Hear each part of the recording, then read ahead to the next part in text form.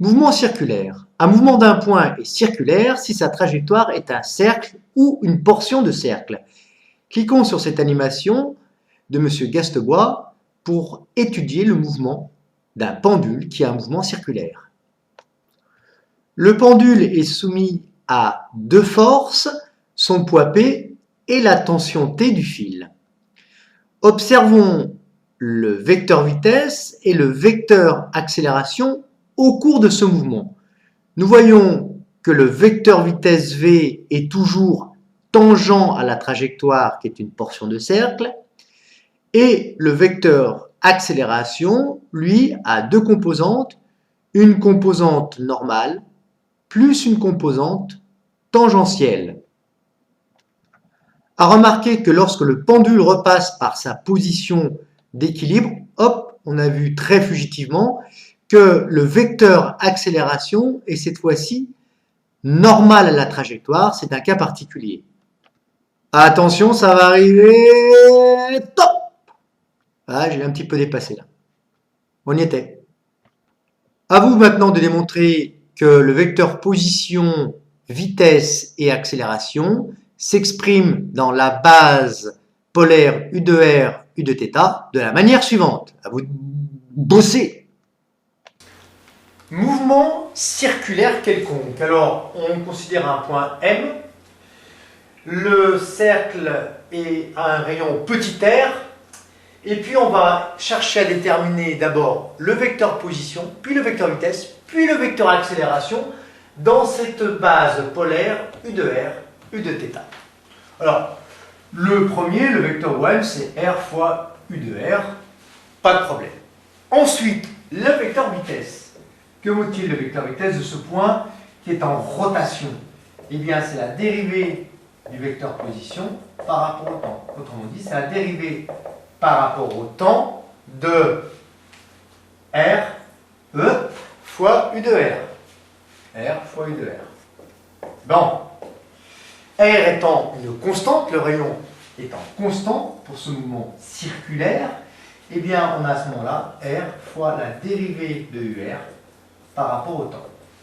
Autrement dit, le vecteur vitesse est égal à R fois la dérivée de UR par rapport au temps, c'est la dérivée de UR par rapport à θ fois dθ sur dt. La dérivée de UR par rapport à θ, on l'a vu dans des vidéos précédentes, à vous de revoir ça. Donc ça nous donne R fois donc, θ point, et la dérivée de UR par rapport à θ, c'est U de θ. Ou, ce qui revient au même, R fois oméga fois U de θ. Oméga étant la vitesse angulaire, c'est-à-dire en radians par seconde. Ceci, ce sont des radians par seconde, R évidemment est en mètres. Voici pour la vitesse. Alors si on avait à la tracer, on voit que le vecteur vitesse est collinéaire au vecteur U de θ. Donc si son mouvement est dans ce sens-là, voici le vecteur vitesse en chaque instant, qui est bien tangent à la trajectoire, et donc collinéaire à Uθ. Passons au vecteur accélération maintenant. Le vecteur accélération, il est égal à la dérivée du vecteur vitesse par rapport au temps, c'est-à-dire la dérivée par rapport au temps de R oméga ici fois U de θ.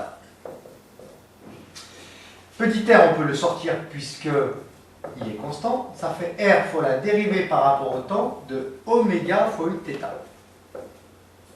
Attention, ce terme oméga, vitesse angulaire, elle peut varier. 30, là, radians par seconde, d'un seul coup accélération, etc., etc. Donc oméga peut varier.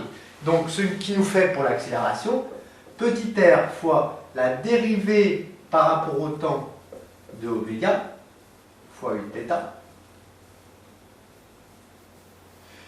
plus quoi? Eh bien, petit r fois la dérivée, alors R oméga, la dérivée par rapport au temps de U de θ, puisque U de θ voit sa position qui varie au cours du temps, puisque sa direction n'est pas la même au cours du temps.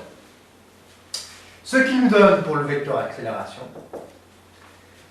R oméga point dérivée de oméga par rapport au temps, fois u θ, plus R oméga fois la dérivée de u θ par rapport au temps, ça nous donne la dérivée de u de θ par rapport à θ, fois la dérivée de θ par rapport au temps.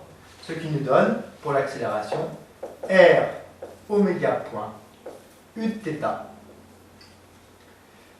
plus R oméga fois oméga, parce que ceci c'est oméga, c'est la dérivée de θ par rapport au temps, des radians par seconde, R oméga carré fois la dérivée de u de θ par rapport à θ qui est égal à moins u de R.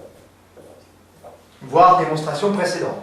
Ce qui nous fait pour le vecteur accélération deux composantes, une suivant u de θ, R oméga point u de θ, moins R oméga carré fois u de R.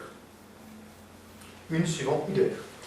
Donc, vérifions évidemment les unités. R, c'est en mètres. Oméga, c'est en seconde moins 1, donc la dérivée d'oméga par rapport au temps, c'est en seconde moins 2, mètres seconde moins 2. Ici, on a bien des mètres. Et oméga carré, oméga, c'est en seconde moins 1 au carré, ça fait seconde moins 2. Voici pour le vecteur accélération. Si on avait à le tracer, il y aurait deux composantes. Une composante radiale, ici, qui vaut moins R oméga carré, et une composante tangentielle, R oméga point. Bon, on va prendre comme ceci. Voici la somme de ces deux composantes qui nous donnerait le vecteur accélération qui n'est pas forcément centripète. Il n'est centripète que si quoi? C'est-à-dire dirigé vers le centre de la trajectoire, que si ce terme-là est nul, et nous le verrons dans un deuxième cas, c'est le cas du mouvement circulaire uniforme.